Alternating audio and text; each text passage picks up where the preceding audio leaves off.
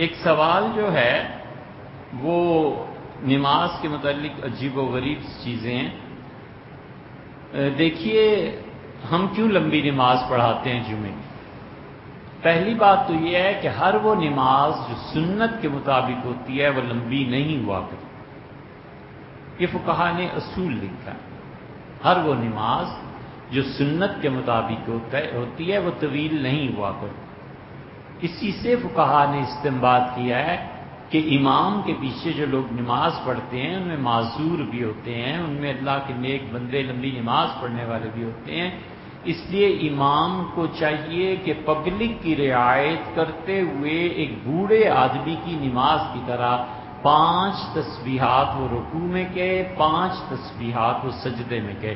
سبحان ربی الاعلیٰ بھی 5 مرتبہ اور سبحان ربی العظیم بھی 5 مرتبہ،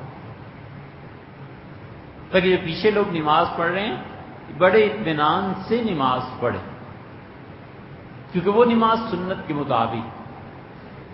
حضرت رسالت مآب صلی اللہ علیہ وسلم کی قرات، رکوع اور سجدہ تینوں تقریباً یکساں ہوتے تھے. یہ بھی روایت آتی ہے. اس لیے جو قیام میں چھوٹی صورت پڑھے گا اور 5 مرتبہ رکوع اور سجدے میں یہ تقریباً سب برابر ہو جائیں گے. اس حدیث پہ بھی عمل ہوتا ہے. پھر حضور صلی اللہ علیہ وسلم طویل رکعتیں بھی پڑھتے تھے.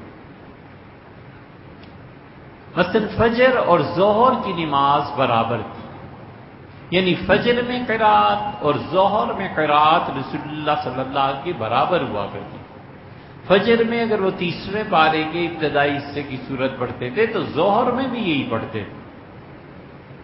ہمارے یہاں لوگوں نے یہ چیزیں چھوڑ دی.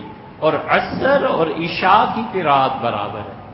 عصر کی قرات سنت کے مطابق اگر پڑھنی ہو تو وہ سورہ بروج سے بعد سورہ بینہ تک ہے. سورہ بینہ تک جتنی صورتیں آتی ہیں یہی پڑھنی چاہیے، عصر کی نماز میں بھی اور عشاء کی نماز میں بھی. اور مغرب کی نماز میں لم یکن الذین کفروا من اہل الکتاب سے لے کے والناس تک یہ ترتیب ہے. حضور صلی اللہ علیہ وسلم مغرب کی نماز پڑھاتے تھے تو یوں پڑھاتے تھے. لہذا اس ترتیب کے مطابق جو نماز پڑھی جاتی ہے وہ سنت کے خلاف نہیں ہے. اسی طرح حضور صلی اللہ علیہ وسلم جب رکوع کے بعد کھڑے ہوتے تھے اور دونوں سجدوں کے درمیان بیٹھتے تھے تو صحابہ رضی اللہ عنہ کہتے ہیں ہم چاہتے تھے کہ لقمہ دیں، حضرت کہیں بھول تو نہیں گئے. اتنا طویل قیام ہوتا تھا رکوع سے اٹھ کے، اور اتنے گہرے سجدے ہوتے تھے کہ رسول اللہ صلی اللہ علیہ وسلم ہم سوچتے تھے کہیں بھول تو نہیں گئے. اسی لیے فقہا نے لکھا ہے کہ قیام کی طوالت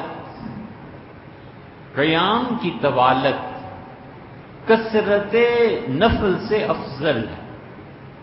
ایک آدمی 5 منٹ میں 4 نفل پڑھ لیتا ہے اور ایک آدمی 5 منٹ میں 2 رکعتیں پڑھتا ہے. وہ 2 رکعتیں اس میں قیام اتنا لمبا کرتا ہے کہ 5 منٹ اس کے یہیں کھپ جاتے ہیں. یہ افضل ہے.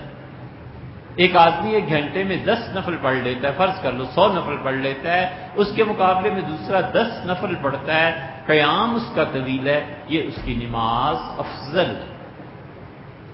تو اس لیے حنفی فقہا نے طول قیام کو، کھڑا ہونا دیر تک اللہ کے حضور میں، اس کو بہتر جانا ہے بنسبت اس کے کہ آدمی قیام مختصر سے کرے اور پھر کثرت سے نفل پڑھتا رہے. وہ کہتے ہیں 100 نفل کی بجائے تم 10 رکعتیں پڑھ لو مگر پورے سکون اور اطمینان سے، یہ افضل. اسی لیے کہ اللہ نے کہا قوموا للہ قانتین، لوگوں اللہ کے سامنے کھڑے رہا کرو ہاتھ باندھ کے. اللہ نے قائمین کا کہا، والقائمین جو اللہ کے سامنے دیر تک ہاتھ باندھ کر کھڑے رہتے ہیں. مثلا ایک ہی صورت ہے اسے 10 مرتبہ پڑھتے ہیں، ایک ہی صورت ہے 50 مرتبہ وہ پڑھتے ہیں. جب وہ کھڑے ہوتے ہیں رکوع کے بعد تو کہتے ہیں اللہم ربنا لک الحمد. 4 جملے ہیں، ایک ربنا لک الحمد، ایک اللہم ربنا لک الحمد اور ایک اللہم ربنا ولک الحمد. 3 ہیں، 4 ربنا لک الحمد، ربنا ولک الحمد 2، اللہم ربنا لکل حمد، اللہم ربنا ولکل حمد، واو کے حساب سے یہ جو چوتھا جملہ ہے نا یہ ہمارے نزدیک سب سے افضل ہے، اللہم ربنا ولکل حمد۔ اور اگر امام سنت کے مطابق اس میں دعائیں مانگنے لگے تو مقتدی کو چاہیے کہ آخری جملہ جو پڑھا ہے اس کو بار بار دہراتا ہے۔ مثلا نماز جنازہ میں تیسری تکبیر کے بعد کوئی 26 دعائیں ہیں جو حضور صلی اللہ علیہ وسلم پڑھا کرتے تھے، اب کسی کو نہیں یاد، ایک ہی یاد ہے نا، ایک ہی کو بار بار پڑھتا ہے جب تک کہ امام چوتھی تکبیر نہ کہے۔ اسی طرح سجدے کی تسبیحات ہیں، بار بار ایک ہی تسبیح کو دہراتا رہے۔ رکوع کے بعد کھڑا ہونا ہے، امام کچھ اور پڑھ، اللہم ربنا ولکل الحمد، اللہم ربنا ولکل الحمد، اللہم ربنا ولکل الحمد، اسی کوئی تکرار کرتا رہے۔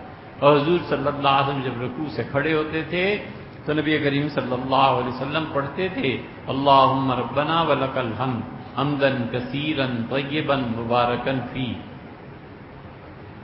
اور پڑھتے تھے اللہم لا مانع لما آتیت، اللہم لا معطی لما منعت، اللہم لا راد لما قضیت، اللہم لا ينفع ذا الجد منک الجد، لربی الحمد لربی الحمد لربی الحمد۔ یہ تو بہت مرتبہ دہراتے تھے کہ میرے پروردگار تعریف دنیا میں کسی کی ہے تو بس تیری ہی ہے، تو ہی ہے رب اس قابل ہے کہ تیری تعریف کی جائے۔